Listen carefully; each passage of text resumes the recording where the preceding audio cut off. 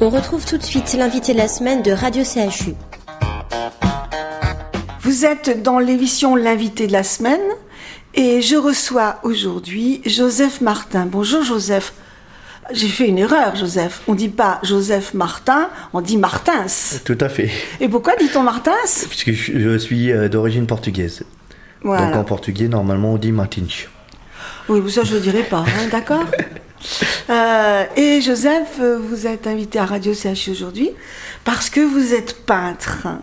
Et vous n'êtes pas un peintre comme les autres, puisque vous êtes peintre avec la bouche. Vous tenez votre pinceau dans la bouche. Tout à fait. D'abord, merci de votre invitation. Avec plaisir. Donc oui, je suis artiste peintre à la bouche depuis 29 ans. Et vous avez fait une exposition il n'y a pas très longtemps, au printemps de Codéran, et vous peignez des choses très très fines. Merci. J'essaye de peindre déjà ce que je vois de la vie quotidienne, des paysages. Donc j'essaye d'être le plus précis possible. Et vous êtes peintre depuis 29 ans, dites-vous, et vous avez fait une rencontre importante à un moment donné. C'est Madame Denise Legris ? Oui, en effet, étant handicapée, née sans bras ni jambes, Madame Legris, dans les années 70, avait fait appel sur une grande radio nationale, appel aux dons pour construire un bâtiment à côté de l'hôpital Saint-Maurice pour des enfants qu'on dit dysméliques, c'est-à-dire nés de malformations. Donc à la suite de ça, j'ai fait plusieurs séjours dans ce bâtiment et donc depuis l'âge de 5 ans, mes parents et moi connaissions Denise Legris. Et ce qui a entraîné votre carrière d'artiste peintre, parce que de là vous avez fait d'autres rencontres. Denise Legris, dans le milieu des années 80, m'a parlé des artistes peignants de la bouche et du pied. Et elle m'a dit qu'elle en faisait partie. Denise Legris a été la première artiste française à faire partie de cette association, qui est une association internationale qui regroupe plus de 800 artistes dans le monde et 27 artistes en France. On peut dire que on recevait très souvent au moment de Noël des cartes de vœux d'artistes peints avec la bouche. Est-ce que ça existe toujours, ça ? Ça existe toujours, puisque l'association a fêté ses 62 ans. Donc ça existe toujours et il y a le public peut recevoir des cartes 2 fois par an, une à Noël et une au printemps. Et je voulais vous demander comment s'est passé alors donc cet apprentissage par la bouche. Ça a été difficile ? Oui et non. L'apprentissage de tenir le pinceau, non, puisque étant scolarisé dans un centre médico-scolaire en région parisienne, donc tenir le pinceau pour moi c'était facile, puisque je tenais mon stylo à la bouche, donc ça c'était pas le problème. Le plus dur ça a été d'apprendre la peinture et le dessin, puisque j'étais pas prédestiné à être artiste peintre, puisque déjà dans ma famille il n'y a pas d'artiste. Vous avez développé un don en vous que vous ne connaissiez pas. Voilà, on peut dire ça comme ça. Mais je crois que vous avez eu quand même beaucoup de difficultés pour apprendre ce... Est-ce qu'on peut dire un métier ? Non, c'est art, c'est un art. C'est un art, mais c'est aussi un métier. Donc oui, c'est difficile à apprendre, même encore maintenant. J'avais un maître qui me disait la peinture, on en apprend tous les jours. Même on peut avoir 50 ans de carrière comme lui il l'avait quand on s'est connus, et il m'a dit j'en apprends tous les jours, donc c'est un art. Voilà, c'est un art aussi, voilà. Mais vous avez quand même plusieurs tableaux et vous les vendez, je crois. Hein, c'est ce que oui, je les vends, que ce soit en exposition ou via mon site internet. Donc, oui. On le donnera juste avant la fin de l'émission pour que les personnes qui veulent vous connaître puissent vous découvrir. Moi, je vous ai découvert pour le printemps de Codéran. Et j'avoue que j'ai été étonnée dans un premier temps, séduite, et cette façon, vous êtes complètement autonome.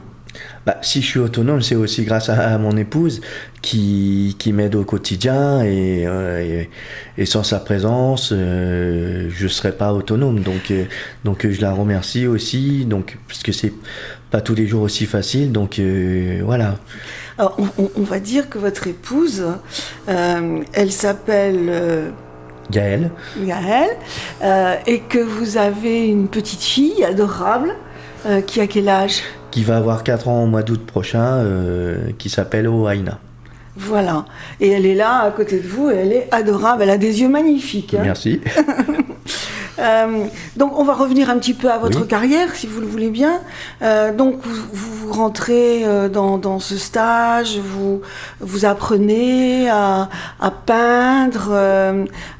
Mais comment vous l'avez vécu, tout ça Je suis rentré, j'ai fait des stages de peinture par l'intermédiaire de Denise Legris, qui m'a parlé d'un artiste qui peint aussi à la bouche, qui s'appelle Serge Maudet, qui est aujourd'hui le président de l'association des artistes peignants de la bouche et du pied, qui, fin des années 80, début des années 90, organisait des stages de peinture mélangés artistes peintres à la bouche, mais aussi des personnes valides qui souhaitaient peindre.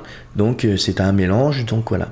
Et c'est Serge Maudet qui m'a aidé à établir mon dossier de candidature pour faire partie de l'association des artistes peignants de la bouche et du pied en 1988. Et un an plus tard, je faisais partie de cette association. C'est quand même assez extraordinaire, parce qu'en plus, vous peignez des choses très fines, vos paysages sont fins, et vous voyagez aussi pour peindre. Oui, on voyage beaucoup en famille. Depuis que je suis avec mon épouse, on a beaucoup voyagé dans différents pays en Europe. Vous avez fait Venise ? Non, Venise, j'y ai pas été. Ah bon ? Non. Je l'ai pas, mais vous l'avez peint ? Voilà. Je l'ai pas, mais je me suis pas rendu à Venise. Bon, Gaëlle, vous irez un jour à Venise. Il va falloir y aller. Voilà. Là, vous ne pouvez pas ne pas peindre sans faire... Non. Je voudrais vous demander, dans cette première partie de notre interview, quelle a été votre enfance ? Mon enfance, de ma naissance jusqu'à l'âge de 5 ans, j'ai fait un peu le tour de France avec ma maman pour savoir pourquoi je suis né sans bras ni jambes.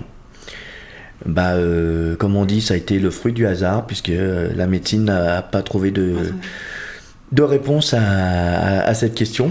Vous êtes le deuxième, et en fait, vous êtes une fratrie de 3. Voilà. C'est-à-dire que vous avez un frère aîné et un frère cadet. Voilà. Et vos deux frères n'ont aucun problème d'handicap, voilà quoi. Oui.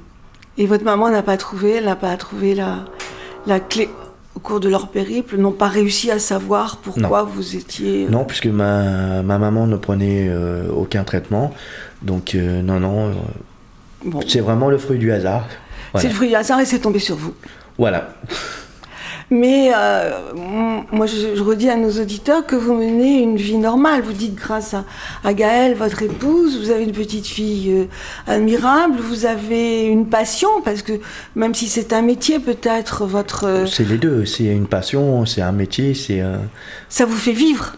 Ça me fait vivre aussi, donc oui, c'est... Enfin, vivre, je veux dire... Pas vivre simplement sur le plan rentrée d'argent, mais vivre, quoi. Ça vous anime. Oui, bien sûr, puisque je peins pas que pour moi, à travers les expositions que je fais, soit avec les artistes peignants de la bouche et du pied, ou des expositions personnelles, ou avec d'autres organismes qui me sollicitent, montrer son travail. C'est intéressant de voir ce qui plaît, ce qui plaît pas, donc voilà quoi.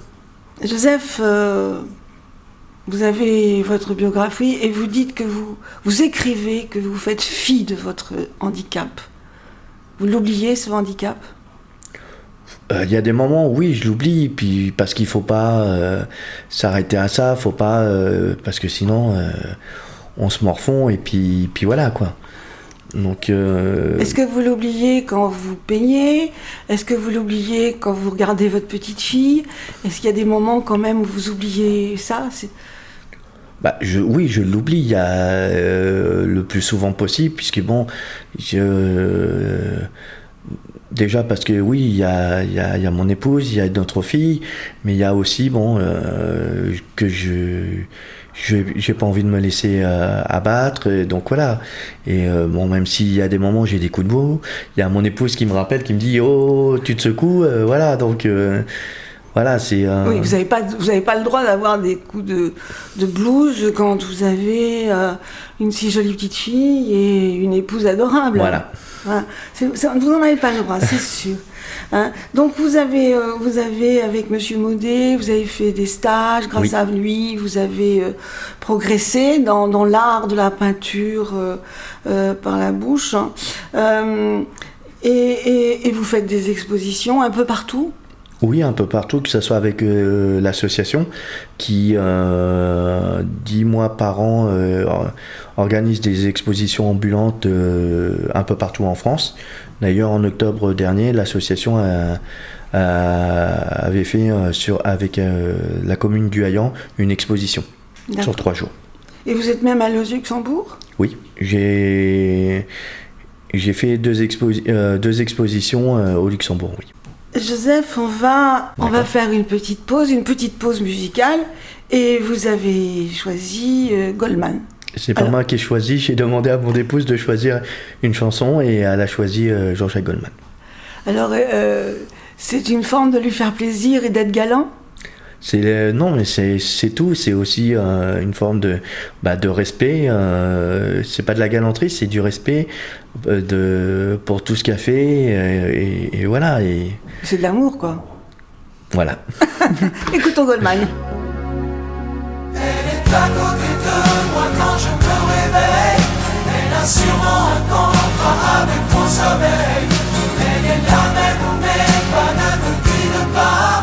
Et quand je suis pas là, elle met mes pyjamas. Elle est plus que ma vie, elle est bien plus que moi.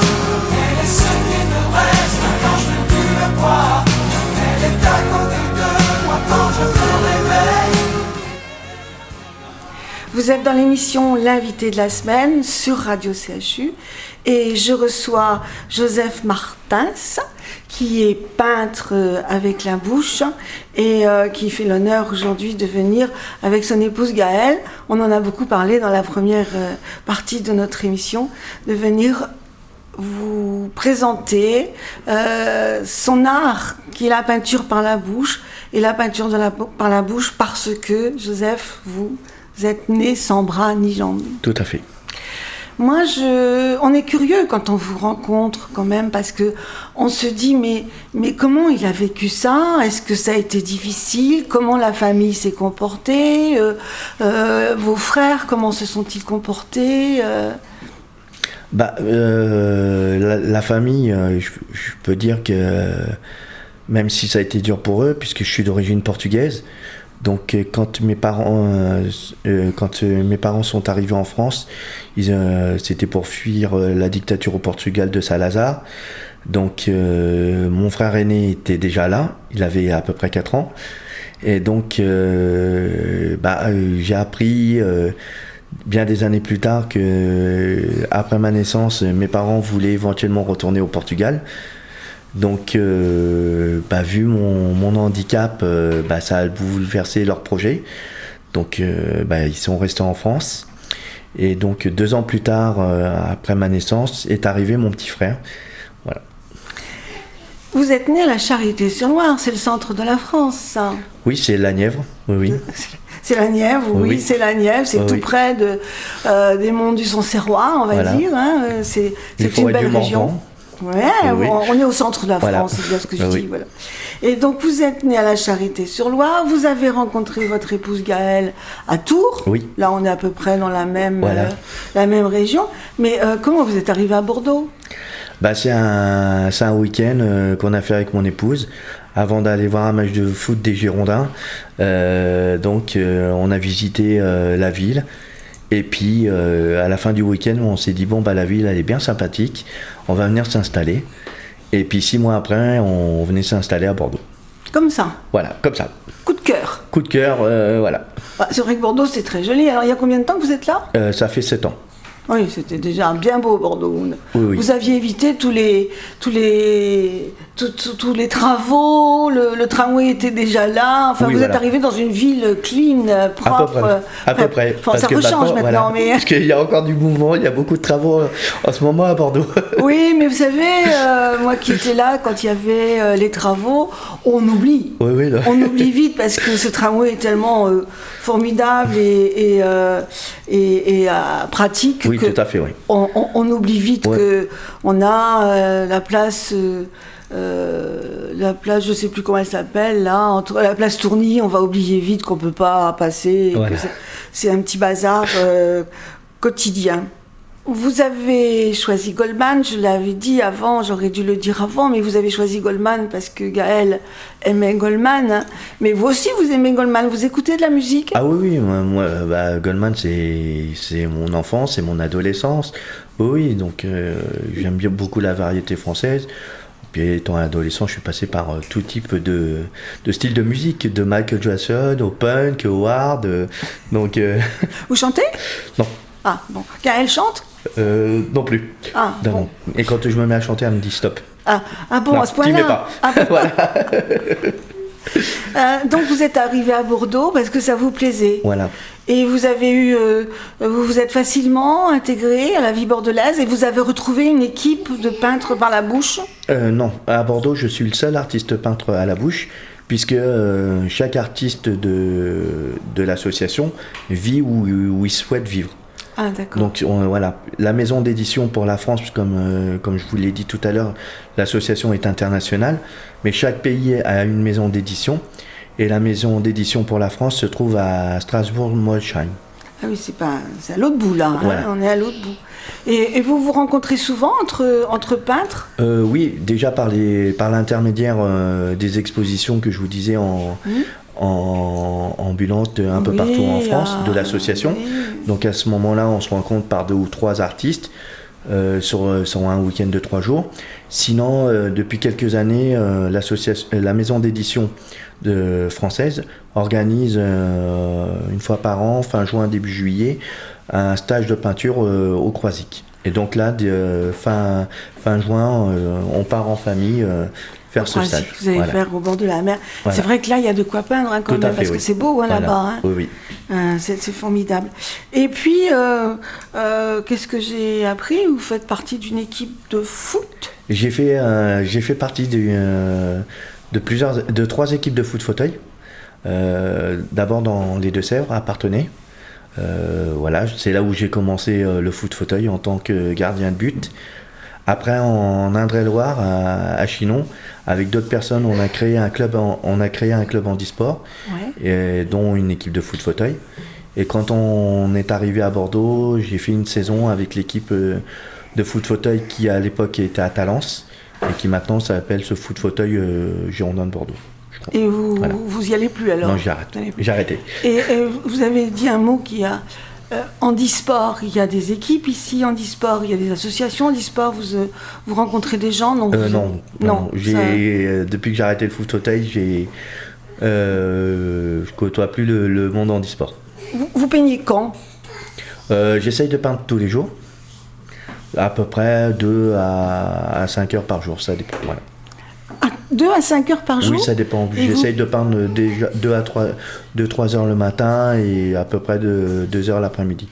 En général, ça peut faire entre 2 et 5 heures par jour, à peu près. C'est beaucoup, non ? Non ? Oui et non, parce que quand on se met à peindre, il y a des moments où on ne voit pas le temps passer. Donc voilà. Et Donc vous avez fait une exposition, on va redire pour que nos auditeurs puissent aller voir votre peinture, on va redire votre site internet, comment se passe une journée le matin. Alors Gaëlle travaille, c'est ce que j'ai compris. Oui, elle a créé un e-commerce sur internet de box de bien-être. De box de bien-être, c'est super ça. Oui, donc ça marche bien aussi, donc oui. Donc vous travaillez tous les deux à la maison, si je comprends bien. Oui. Voilà. Oui. Et votre petite fille, elle va à l'école ? Oui, elle va à l'école, oui.